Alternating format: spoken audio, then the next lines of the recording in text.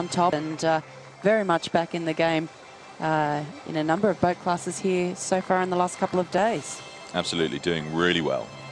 We shoot back up to the start now for the final of the lightweight women's single sculls. Ursula Grobler of South Africa in lane 1, bronze medalist at the World Rowing Cup Lucerne earlier this year.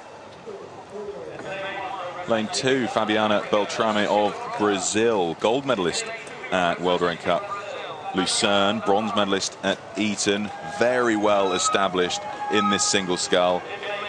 Lane 3, Ruth Walczak of Great Britain, yet to medal this year, 4th at all 3 of the World Cups.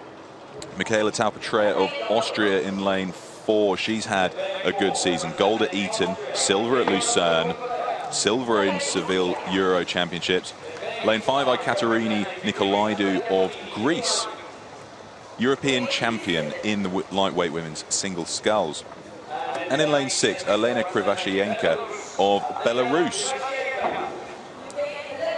She's came second in the lightweight singles at under-23s in Linz earlier this year and got the gold at the under-23s in track last year. So certainly an up-and-comer moving out of the under-23s division. Lost to Nikoládu, didn't she, in this year's under-23s? Yeah. But the Belarusian had a sensational last 500. She had the quickest last 500 in the semis of all these scullers, so we'll have to watch out and see.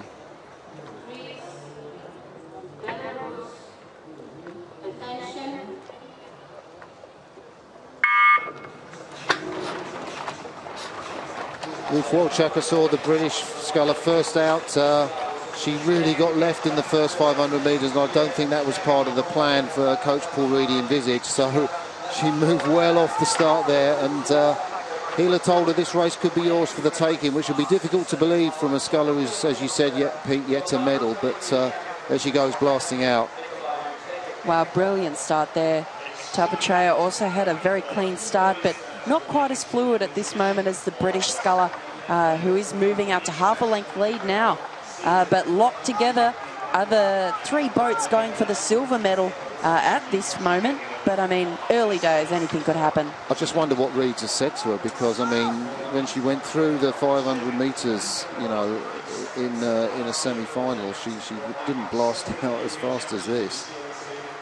Look at Elena Krivashenko of Belarus, though, on the near side. She's well in contention with some very experienced scullers, Taupatrea and Beltrame. They're all 3 of these scullers, bow for bow.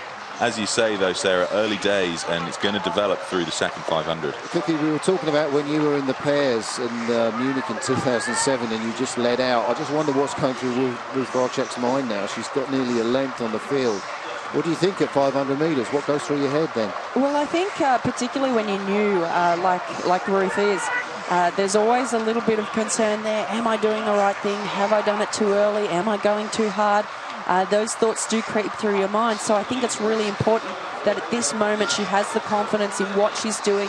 She focuses on just rowing well and maintaining that speed through to the middle 1,000, and just not second-guessing herself, I think, is the key at this moment.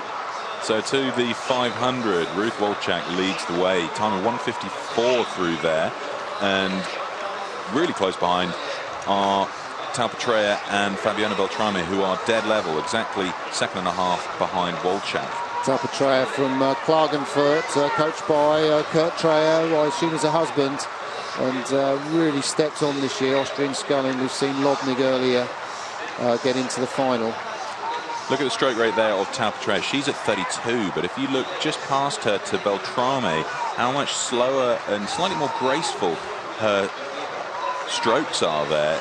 She's underrating significantly there, but power through the water, keeping her in the game. She just pushes a long time, and that really is efficient for the middle K in this race. I mean, we've seen where it cost her, where Ruth Walczak beat her in the sort of final sprint, because Beltrame doesn't have that capacity. And look at what's happening now. Taupatrea just starting to move through Walczak. It's always the risk of having a strong start in the first 500 metres like Ruth did, and she is just starting to pay for that in the second 500. Taupatrea very measured in what she's doing at this moment, just inching through into the second 5, which is the all-critical 500, I think, in the single scull. And a lot of the top scullers, you see their face, and it's like just a picture, but she looks like in agony every stroke, doesn't she? I mean, she has this facial expression, but I mean, if you look at her body from the distance there, she's up high, she's sprinting, she's connected, the boat's flowing. I mean, you wouldn't know, but that face just shows the pressure that she's under. And look at Nikolaydu now of Greece in lane 5. She's moving up the field quickly. She's coming on to terms with Beltrame and Wolchak. She's the under-23 European champion and certainly performing well at senior level. Yes, certainly I think coming into this race, based on their performances over the last couple of years or last year, it's really hard to pick who should be there, and all 4 going across the 1,000 together, more or less. Really tightly packed group there. Out in front, though, Taupatrea half a length up, and currently in second, Nikolaydu's done it. She's just nosed ahead of Beltrame and Wolchak, but they're so tightly packed. You've got to say the Brit now has laid her cards down, and this is a big third quarter for the Brit, because to my money, it's going to be Taupatrea and the Greek Nikolaydu and Beltrame that will move further away from Wolchak unless she's got another card to play.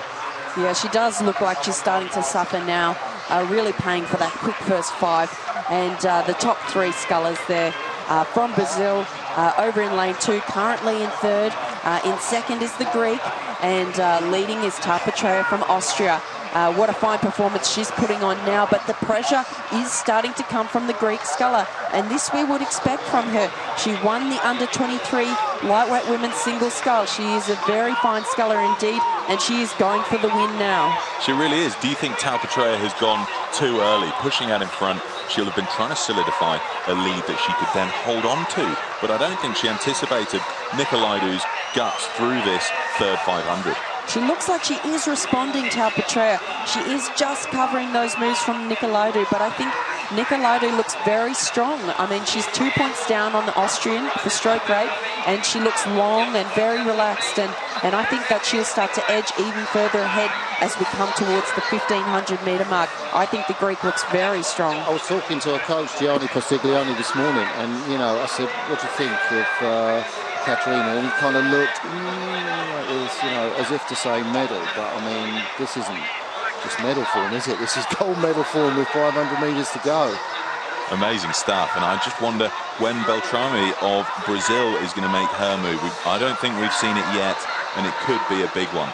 Coming up to 1,500 now, then, leading the way home, Katerina Nikolaydu of Greece, a nose ahead of Taupatrea. Third place currently sits with Fabiana Beltrame of Brazil, and moving up the field, Ursula Grobler.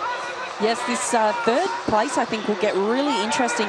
Beltrame now making a slight response. She's getting back in contact with those 2 leading crews. Wolchak is holding on. She's holding on to that 4th place at the moment, but steamrolling up the far side is Ursula Grobler, back in contact with the Brazilian. Could she put together a big 500 here to put herself into the bronze medal? It's interesting, isn't it? I mean, I don't know if Wolchak's got anything left for the sprint we saw yesterday to get in front of Beltrame, but Taupatrea, well, she grits her teeth every stroke, but the strength of the Austrian woman has just taken the young Greek to pieces, hasn't it? And what a move to make at this stage of the race with 350 metres to go. Amazing stuff, that, isn't it? I mean, I was wondering whether she'd gone too early, but she clearly has gas left in the tank for this final, and it's a strong burn. I wonder if Nikolaydu can react. She looks very fluid. I mean, I'm quite impressed with how she's moving at this point in the race. 37 strokes a minute, and she did have another gear, and she's just making the Greek look like she's standing still at the moment. But Wolchak, what a comeback. She's absolutely burnt through the Brazilian. She's put herself into the bronze medal. I thought it was all over her, all over for her with that fade in the middle, but she is back in medal contention. Absolutely phenomenal. I mean, there's only 150 metres to go. She could even take silver at this stage because Nikolaydu's moving backwards. A couple of quick looks over, and she knows that Wolchak is right on top of her. It's going to come down to the line, but I think Nikolaydu will just hold on to it. Taupatrea, though, leading the way for the gold medal. What a turnaround there in the last 250 with Wolchak moving up. Crossing the line, though, the new 2013 world champion in the lightweight women's single sculls, Michaela Taupatrea. The silver medal to Katerina Nikolaydu, and the bronze to Ruth Wolchak of Great Britain. Well, that hurt for her, didn't it? I mean, absolutely. The way she just held off, just waited, bided a moment to go through Katerina Nikoladou, who just was so brave in that third quarter to take the lead, the under-23 world champion. We're going to see a lot more from her. And Ruth Walczak, well, I don't know if she's kicking herself, gave away a chance for bronze, or she sees that on the podium at last. A world bronze medal for you, Ruth, and a great platform to try and get into the lightweight women's double scull, which is, of course, the Olympic event. Incredible comeback there for her to get through Beltrame, who painfully just missed out in the 4th position. We're not paying too much attention to times in the sense of they're not that close to world's best.